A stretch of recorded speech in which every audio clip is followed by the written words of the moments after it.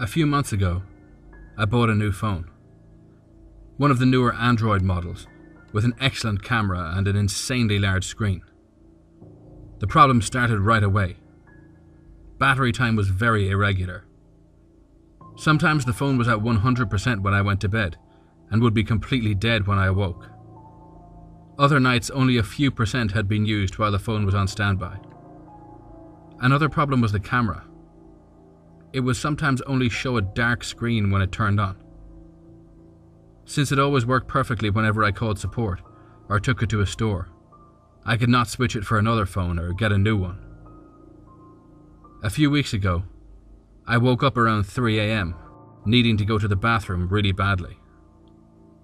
When I came back into the bedroom, I saw a faint light coming from my bedside table. It was coming from the screen of my new phone. Confused and still very sleepy, I picked it up to see if someone had just texted me.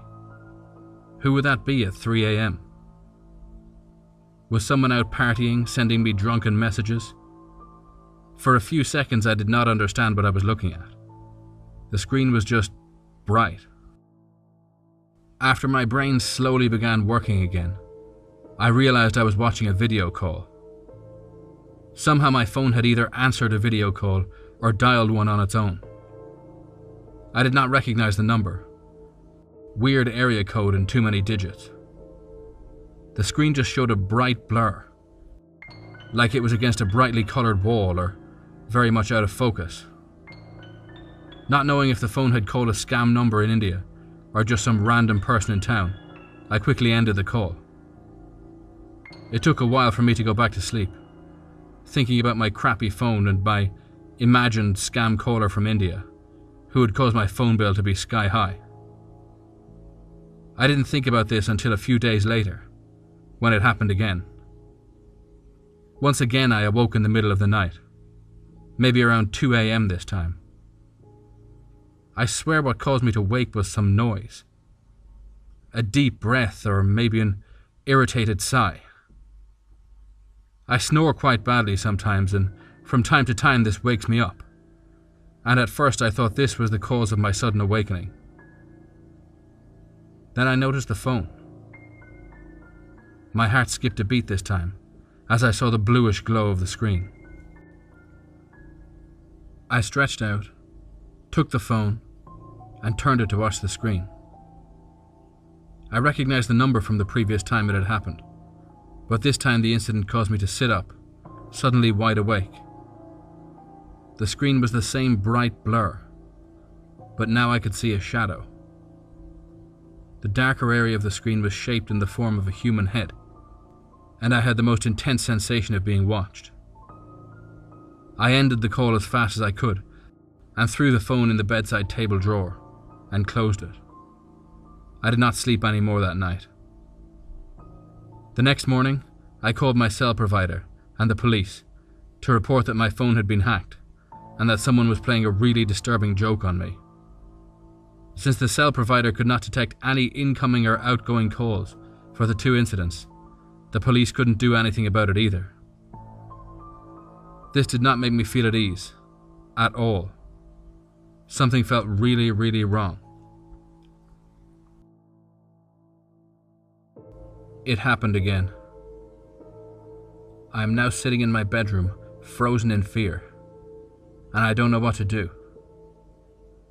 Around 3:30 a.m, a deep, horrifying scream woke me up. It sounded like it came from within my flat, and the shock made me stand up in an instant, throwing the bed covers in a random direction as some sort of desperate attempt at self-defense at the sudden noise. As the scream ended, I saw once again my phone was active. The sound had come from the phone speakers. Was it really possible for them to make so much noise? My heart beating hard and my hands shaking, I forced myself to reach for the phone. When I picked it up and turned it over, I fell apart. When you're stricken with fear that is out of this world, you do not scream. You do not run. You freeze, and you can feel your brain grinding to understand what's happening. On the screen, I can now clearly see the head that was only outlined the previous time.